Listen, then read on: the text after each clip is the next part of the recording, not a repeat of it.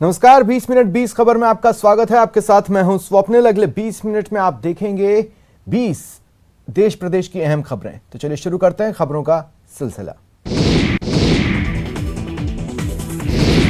अगर आप ATM booth में जाकर एटीएम का उपयोग करते हैं तो सावधान। और हाँ, आसपास खड़े लोगों से सहयोग बिल्कुल मत लीजिएगा, क्योंकि आपके पास खड़ा कोई भी व्यक्ति बड़ी होशियारी से आपके एटीएम को बदलकर आपके साथ ठगी कर सकता है। ऐसी ही वारदात करने वाली उत्तर प्रदेश की चिट्टा गैंग को दौसा पुलिस ने गिरफ्तार किया है। मिली जानकारी के मुताबिक दौसा पुलिस ने एटीएम बदलकर धोखाधड़ी और ठगी की वारदात करने वाले अंतर्राज्यीय गिरोह का पर्दाफाश किया। दौसा एसपी राजकुमार गुप्ता ने बताया कि उत्तर प्रदेश के चिट्टा गांव निवासी सलमान, ताहिर, आदिल और इकबाल को कोतवाली पुलिस ने गिरफ्तार किया है। चारों आरोपी बड़े होशियारी से लोगों को शिकार बनाते थे। आरोपी उपभोक्ताओं को बातों में उलझाकर एटीएम कार्ड बदल लेते थे और उसके बाद एटीएम से कैश विथड्रॉ कर लेते थे। अब तक जो है करीब 12 जो है अभियोग हमारे सामने पंजीबद्ध, जिनकी जानकारी हमें मिली है, लेकिन इससे भी और बहुत ज़्यादा वारदातें जो है इनके द्वारा की गई है। अब हम सभी जो है इन स्टेट्स को मैसेज देकर और इनके द्वारा जो वारदात की गई हैं उनके बारे में इंटीमेशन भेजेंगे और इनसे हम गहनता से पूछताछ कर रहे हैं। चूरू के सादुलपुर में बाइक चोरों का दुस्साहस बढ़ता जा रहा है। बाइक चोर आते हैं और वारदात को अंजाम देकर निकल जाते हैं, जबकि पुलिस लकीर पीटती रह जाती है। जांच का जुमला उछालकर अपना वजूद साबित करने की नाकाम कोशिश करती रही है। पुलिस अब तक एक भी बाइक चोर को गिरफ्तार नहीं कर पाई। रविवार रात को वार्ड संख्या 6 में एक घर के आगे खड़ी बाइक अज्ञात चोर चुरा कर ले गए।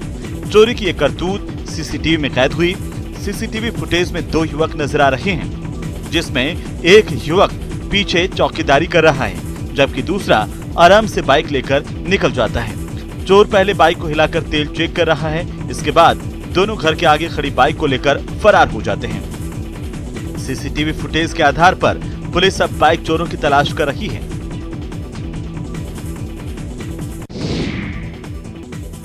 डूंगरपुर में एफसीआई का 26,000 क्विंटल गेहूं जो बांसवाड़ा लैब से जांच कराने पर 40 दिन पहले अनसेफ पाया गया था, वही गेहूं अब उदयपुर स्थित प्राइमरी हेल्थ केयर लैब की जांच में पास हो गया है। सैंपल पास होने के बाद खाद्य और नागरिक आपूर्ति विभाग ने इस गेहूं के उठाव की अनुमति दे दी है। अब ये गेहूं जरूरतमंदों में बांटा जाएगा। इसे लेकर डूंगरपुर जिले के रसद अधिकारी रामचंद्र सेरावत ने बताया कि खाद्य सुरक्षा योजना और प्रधानमंत्री गरीब कल्याण योजना के तहत डूंगरपुर रेलवे स्टेशन पर मार्च में मालगाड़ी से गेहूं के कुल 52,829 बैग पहुंचे थे। उस समय मालगाड़ी से ट्रकों में लोड करने पर गेहूं की ढेलियां बनी हुई मिली थीं। खराब गेहूं आने के बाद इस गेहूं के सैंपल जांच के लिए बांसवाड़ा लैब में भेजे गए। बांसवाड़ा लैब की रिपोर्ट में 26,000 क्विंटल गेहूं को अनसेफ बताया गया था। इसके चलते उसके बांटने पर रोक लगा दी गई थी। इस पर एफसीआई की रीजनल ऑफिस से टीम ने डूंगरपुर आकर पूरे स्टॉक के सेग्रीगेशन का काम शुरू किया था और इसके बाद 3,000 क्विंटल गेहूं को सेग्रीगेशन में खराब मानकर अलग किया गया। अब ये सैंपल जांच में पास हो गया है।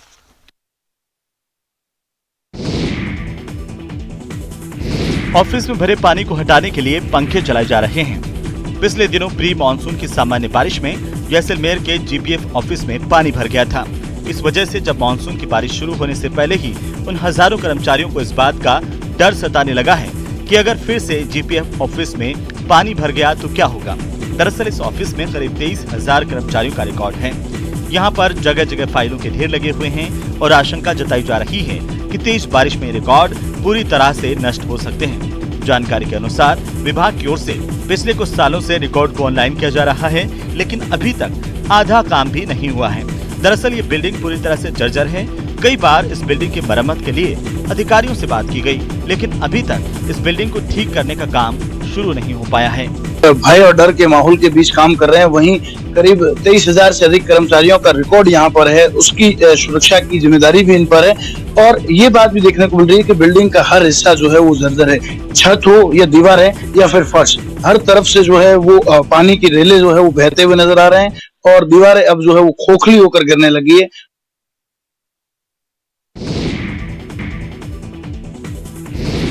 सीमा पार पाकिस्तान से ड्रोन के जरिए हेरोइन तस्करी का नापाक खेल लगातार जारी है। भारत पाक अंतर्राष्ट्रीय सीमा पर स्थित श्रीगंगानगर जिले के श्रीकरणपुर सेक्टर में रविवार रात पाकिस्तान से ड्रोन के जरिए 2 पैकेट हेरोइन ड्रॉप की गई। 2 पैकेट हेरोइन ड्रॉप किए जाने के बाद सीमा सुरक्षा बल के जवान पूरे एरिया की छानबीन में जुट गए हैं। फिलहाल एक और जहां सीमा सुरक्षा बल के जवान पूरे एरिया का इंस्पेक्शन कर रहे हैं, वहीं दूसरी ओर पुलिस संदिग्धों पर नजर रख रही है। गौरतलब है कि इससे पहले 1 जून को भी श्रीगंगानगर जिले में 5 भारतीय तस्करों को 2.5 लाख रुपए की नकदी और लगभग 6.5 किलो हेरोइन के साथ गिरफ्तार किया गया था। गौरतलब है कि अफगानिस्तान की अर्थव्यवस्था के प्रमुख आधार अफीम से बनने वाली हेरोइन को पंजाब के ड्रग माफिया तक पहुंचाने के लिए पाकिस्तानी तस्करों ने श्रीगंगानगर जिले से सटी भारत पाक अंतर्राष्ट्रीय सीमा पर डिलीवरी पॉइंट तय किए हैं। वहीं पंजाब के ड्रग माफिया ने इन डिलीवरी पॉइंट के आसपास ऐसे प्यादे ढूंढ लिए हैं जो सीमा पार से आई हेरोइन को पंजाब तक पहुंचाने का काम करते हैं।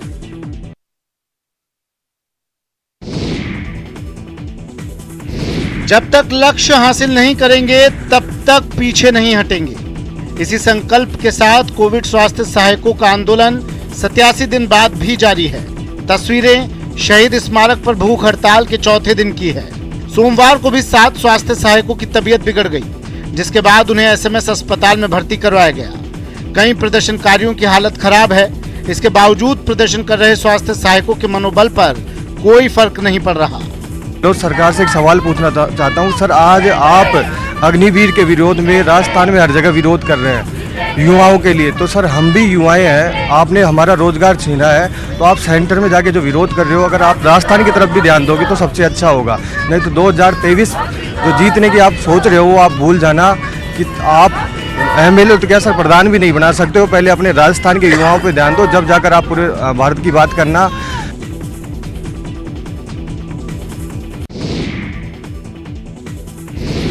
यकीन नहीं हो रहा ना, ये वो फव्वारा है जो कुछ समय पहले तक चौराहे की शान हुआ करता था। तस्वीरें धौलपुर शहर की हैं। धौलपुर शहर के लाल बाजार स्थित डाकखाना चौराहे की शान फव्वारा रहा है। सुंदरीकरण को 4 चांद लगाने वाला फव्वारा आजकल महज गंदगी के ढेर और कूड़ेदान बनकर रह गए हैं। इनकी हालत देखकर तो ये कतई नहीं लगता कि नगर परिषद या जिला प्रशासन शहर के सुंदरीकरण को लेकर जरा भी गंभीर है। इस बेहतरीन फव्वारे की सबसे खास बात यह थी कि इसकी एक भी बूंद 4 दीवारी से बाहर नहीं गिरती थी। लेकिन नगर परिषद के अफसर और सभापति बदले तो हालात भी बदल गए। अब यहाँ पर चौराहे का नाम तो फव्वारा चौराहा है, लेकिन फव्वारा कभी नहीं चलता। अफसरों की लापरवाही इसे लील गई। एक बार ये फव्वारा खराब हुआ तो किसी ने दोबारा इसे रिपेयर करवाने की जहमत तक नहीं उठाई। जब ये फव्वारा ही बंद हो गया तो इसे कूड़ेदान का ढेर बनते देर कहां लगनी थी, और हुआ भी कुछ ऐसा ही।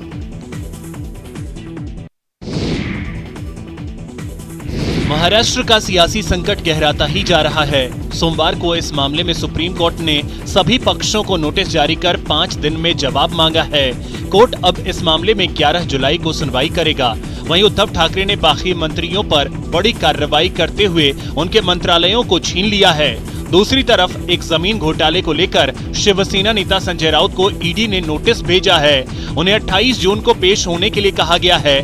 मिली जानकारी के मुताबिक शिवसेना के बागी नेता एकनाथ शिंदे की याचिका पर सुप्रीम कोर्ट ने सभी पक्षों को नोटिस जारी किया है। डिप्टी स्पीकर अजय चौधरी, सुनील प्रभु और केंद्र सरकार को नोटिस जारी किया गया है। 5 दिन में नोटिस का जवाब देने को कहा गया है। इस मामले में अब 11 जुलाई को सुनवाई होगी।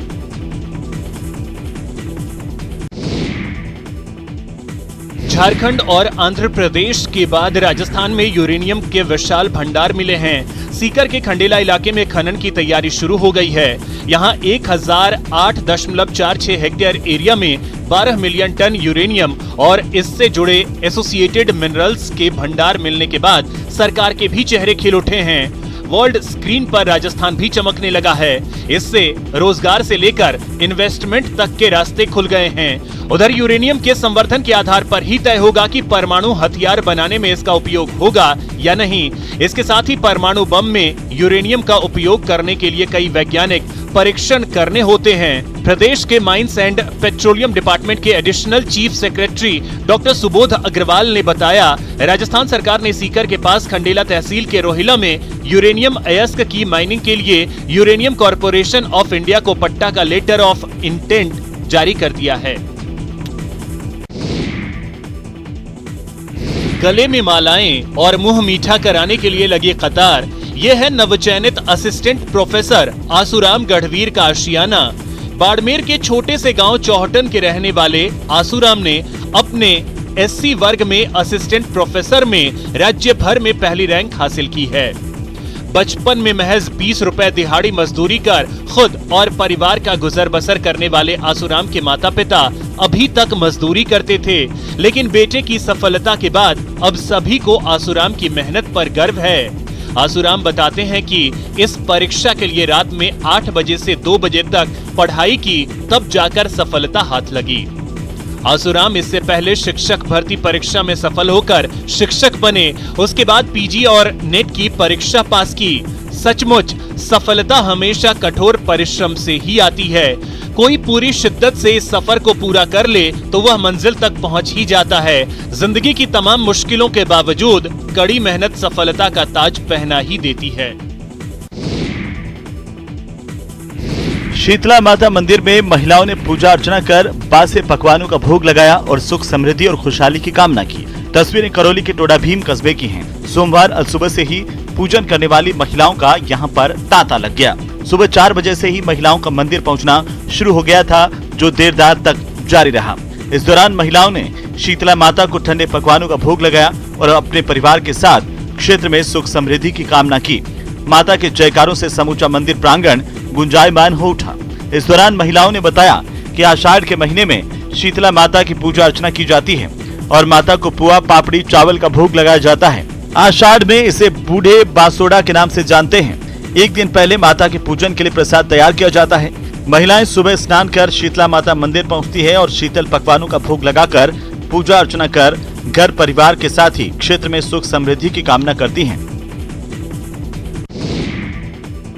इस साल केदारनाथ यात्रा में भले ही रिकॉर्ड संख्या में तीर्थयात्री पहुंच रहे हैं, लेकिन इस बार की यात्रा विवादों में घिरती नजर आ रही है। केदारनाथ पैदल मार्ग पर संचालित होने वाले घोड़े खच्चरों पर गद्दी लगाने के नाम पर घोड़ा खच्चर संचालकों से पैसे मांगने, सोनप्रयाग पार्किंग में अवैध रूप से बिस्तर यात्रियों को किराए पर देने और केदारनाथ हाईवे के किनारे वाहन रोककर उनसे पार्किंग शुल्क के नाम पर मनमानी धनराशि वसूलने के मामले सामने आए हैं। अधिकांश मामलों में जिला पंचायत और प्रशासन का हस्तक्षेप है। ऐसे में सवाल उठने लाजमी हैं। जानकारी के अनुसार सोनप्रयाग से केदारनाथ की पैदल रूट पर खच्चर मालिकों ने भी अच्छा बिजनेस किया तो करीब 250 खच्चरों की जान पर बनाई। खच्चर की मौत के बाद उनके मालिक कंपनसेशन के लिए भटक रहे हैं। दरअसल घोड़ा खच्चर केदारनाथ धाम की रीढ़ है। इसी के बलबूते धाम में हर प्रकार का सामान और लाखों यात्री केदारनाथ धाम पहुंचते हैं। इस साल भारी भीड़ को फटाफट पहुंचाने के लिए खच्चरों का इस्तेमाल हुआ। नतीजन ज्यादा फेरे लगाने के चक्कर में करीब 250 खच्चर मौत के घाट उतर गए। अब खच्चर मालिक वित्तीय राहत के लिए भटक रहे हैं। इनका आरोप है कि क्लेम के लिए उन्हें सर्वे पर 5,000 रुपए खर्च करने पड़ रहे हैं।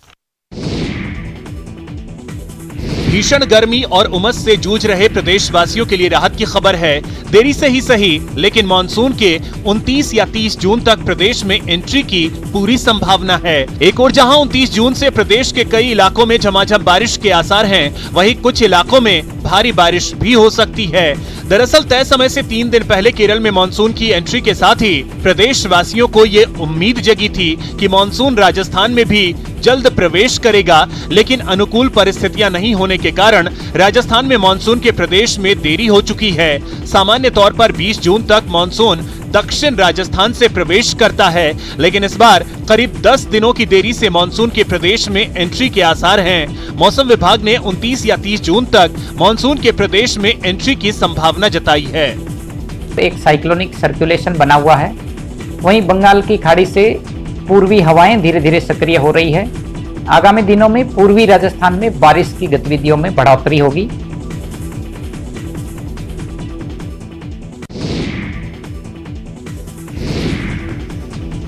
कोटद्वार से 40 किलोमीटर की दूरी पर बसा सुंदर सा हिल स्टेशन लेंसडाउन इन दिनों पर्यटकों से गुलजार है।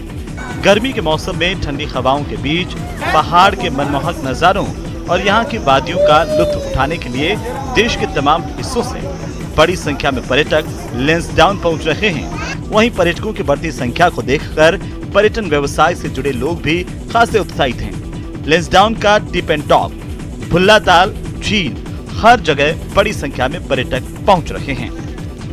लेंसडाउन में अच्छा लग रहा है। हम लोग सोना गुड़गांव डिस्ट्रिक्ट से आए हैं, हरियाणा स्टेट से, और यहाँ पर आके काफ़ी अच्छा लग रहा है हमें। बहुत अच्छा, क्योंकि ये नेचुरल है और यहाँ पे बहुत सारे प्लांट्स हैं।